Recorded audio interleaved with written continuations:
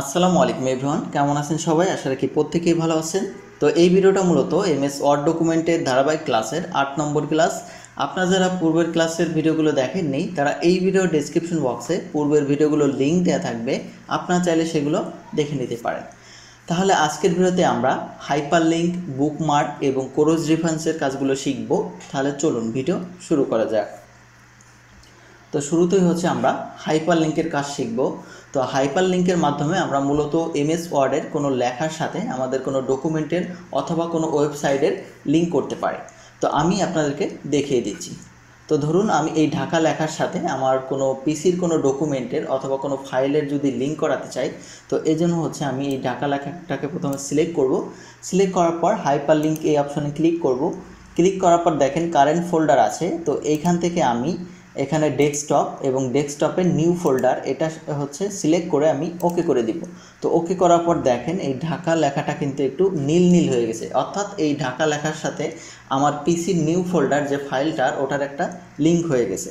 তো আমি যদি আমার কিবোর্ডের কন্ট্রোল চেপে এই ঢাকা লেখার উপর ক্লিক করি তাহলে কিন্তু আমাকে অটোমেটিকলি হচ্ছে নিউ ফোল্ডার নিয়ে যাবে। তো এইভাবে কিন্তু আপনি চাইলে হাইপারলিঙ্ক ইউজ করে আপনার পিসির যে কোনো ফাইলের সাথে হচ্ছে আপনি লিঙ্ক করাতে পারেন। তো আমি হচ্ছে এটাকে কেটে দিচ্ছি। তো সেমভাবে আপনি কিন্তু চাইলে কোনো লেখার সাথে বাইরের কোনো ওয়েবসাইটের একটা লিঙ্ক করাতে পারেন হাইপারলিঙ্ক ইউজ করে। তো আমি এটা প্রথমে হচ্ছে রিমুভ করে দিব। তো রিমুভ করার পর আমি হচ্ছে এই লেখার সাথে বাইরের কোনো ওয়েবসাইটের কানেক্ট করব, অর্থাৎ লিঙ্ক করব এই হাইপারলিঙ্ক ইউজ করে। তো এই জন্য ঢাকা লেখাটাকে আবারও সিলেক্ট করলাম। সিলেক্ট করে আমি হাইপারলিঙ্কে যাব। যাওয়ার পর আমি যেহেতু বাইরের কোনো ওয়েবসাইটের কানেক্ট করব, তো এই জন্য কারেন্ট ফোল্ডার থেকে ব্রাউজার পেজ এই অপশনে ক্লিক করব। ক্লিক করার পর এখন হচ্ছে বাইরের কোনো ওয়েবসাইটের লিঙ্ক এখানে এনে আমি বসিয়ে দিব। তো এখান থেকে আমি এই ওয়েবসাইটের লিঙ্কটা হচ্ছে আমি কপি করব। তো কপি করে আমি এখানে হচ্ছে বসিয়ে দিব। তো বসানোর পর আমি যদি ওকে অপশনে ক্লিক করি তাহলে দেখেন ঢাকা লেখাটা কিন্তু আগের মতো হচ্ছে নীল হয়ে গেছে, অর্থাৎ আমার এই লেখার সাথে বাইরের যে ওয়েবসাইট ওই ওয়েবসাইটের একটা লিঙ্ক হয়ে গেছে। তো আমি যদি কিবোর্ডের কন্ট্রোল চেপে এই ঢাকার উপর হচ্ছে ক্লিক করি তাহলে কিন্তু অটোমেটিকলি ওই যে ওয়েবসাইট ওই ওয়েবসাইটে কিন্তু নিয়ে যাবে। তো এইভাবে আপনি কিন্তু চাইলে হাইপারলিঙ্ক ইউজ করে আপনার পিসির কোনো ডকুমেন্টের সাথে অথবা বাইরের কোনো ওয়েবসাইটের লিঙ্ক করাতে পারেন। তো আমি এটাকে মাউসের রাইট বাটনে ক্লিক করে রিমুভ করে দিচ্ছি। তো এখন হচ্ছে আমরা দেখব বুকমার্কের কাজ। তো বুকমার্কের কাজ মূলত হচ্ছে কোনো লেখাকে হচ্ছে দ্রুত খুঁজে পাওয়ার জন্য। তো আমরা যখন কোনো ডকুমেন্ট লিখি তখন কিন্তু 200, 300 বা 500 পেজে হয়ে থাকে। তো এক্ষেত্রে আপনি 200-300 পেজের কোনো লেখাকে যদি বুকমার্ক করে রাখেন তাহলে ওই লেখাটাকে কিন্তু খুব ইজিলি খুঁজে পাবেন। তো আমি বিষয়টা আরও খুব ইজিলি বোঝাচ্ছি। তো এই লেখাটাকে আমি প্রথমে কপি করব। তো কপি করে এখানে ধরুন এটা হচ্ছে 150 নম্বর পেজ। তো আমি ওই লেখাটাকে এখানে পেস্ট করে দিলাম। তো এই 150 নম্বর পেজের এই লেখাটাকে হচ্ছে আমি যদি বুকমার্ক করে রাখি, তো এটাকে হচ্ছে কপি করে নিব। কপি করে এই বুকমার্ক অপশনে ক্লিক করব। ক্লিক করার পর এখানে হচ্ছে ওই লেখাটাকে হচ্ছে পেস্ট করব। তো পেস্ট করার পর যদি আমি অ্যাড অপশনে ক্লিক করে দেই তাহলে এই লেখাটা কিন্তু বুকমার্ক হিসেবে অ্যাড হয়ে গেছে।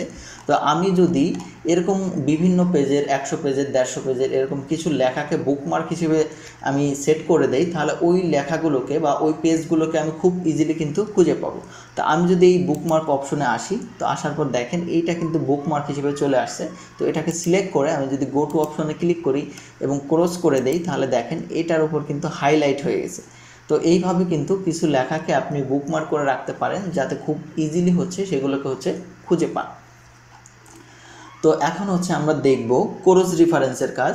তো ক্রস রেফারেন্স এবং হাইপারলিঙ্ক দুইটার কাজ কিন্তু সেমই, দুইটার কাজই হচ্ছে লিঙ্ক করা।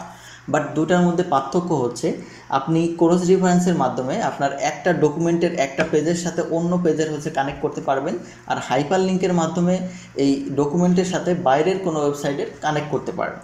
তো আমি বিষয়টা খুব ইজিলি বোঝাচ্ছি। যেমন এই যে আপনার ডকুমেন্ট, একটা ডকুমেন্ট কিন্তু 200, 300 বা 500 পেজের মতো হয়। তো এক্ষেত্রে আপনি কিন্তু চাইলে ক্রস রেফারেন্স ইউজ করে একটা পেজের সাথে অন্য পেজের কানেক্ট করতে পারে।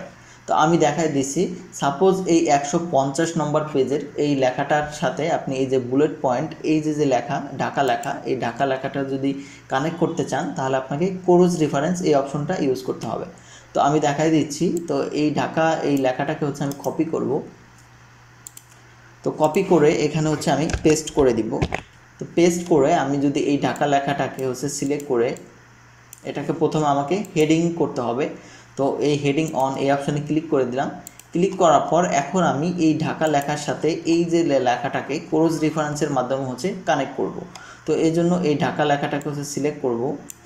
তো সিলেক্ট করার পর এখান থেকে ইনসার্ট এসে ক্রস রেফারেন্স অপশনে আসব। তো আসার পর আমি যেহেতু ঢাকা লেখাটাকে হচ্ছে হেডিং হিসেবে ইউজ করছি, এই জন্য এই বক্স থেকে হেডিং অপশনে ক্লিক করব। তাহলে কিন্তু আমি এই ঢাকা দেখতে পাবো। এবং এই যে বক্স, এই বক্সে হচ্ছে সিলেক্ট করে আপনার টেক্সট বক্স বা হেডিং টেক্সট এই অপশনটাতে রাখতে হবে। তো রাখার পর এখানে ইনসার্ট অপশনে ক্লিক করে দিবেন। ক্লিক করার পর ক্লোজ অপশনে ক্লিক করে দেবেন। তো আমি এখানে এন্টার দিয়ে দিচ্ছি। তো দেখেন এই যে ঢাকা লেখা, এই ঢাকা লেখার সাথে কিন্তু এই যে আমার এই লেখাটা এটার কিন্তু কানেক্ট হয়ে গেছে। তো আমি যদি কিবোর্ডের কন্ট্রোল চেপে এই ঢাকা লেখার উপর হচ্ছে ক্লিক করি তাহলে কিন্তু হচ্ছে এই পেজে নিয়ে আসবে। তো এইভাবে ক্রস রেফারেন্সের মাধ্যমে আপনার একটা ডকুমেন্টের একটা পেজের সাথে অথবা একটা লেখার সাথে অন্য কোনো লেখার হচ্ছে লিঙ্ক করতে পারেন।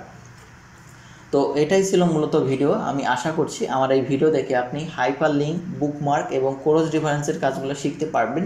তারপরেও যদি বুঝতে কোথাও অসুবিধা হয় আমাকে কমেন্ট সেকশনে জানাতে পারেন। তাহলে আজকের ভিডিও এ পর্যন্তই। দেখা হচ্ছে নতুন কোনো ভিডিও নিয়ে। সবাই ভালো থাকবেন।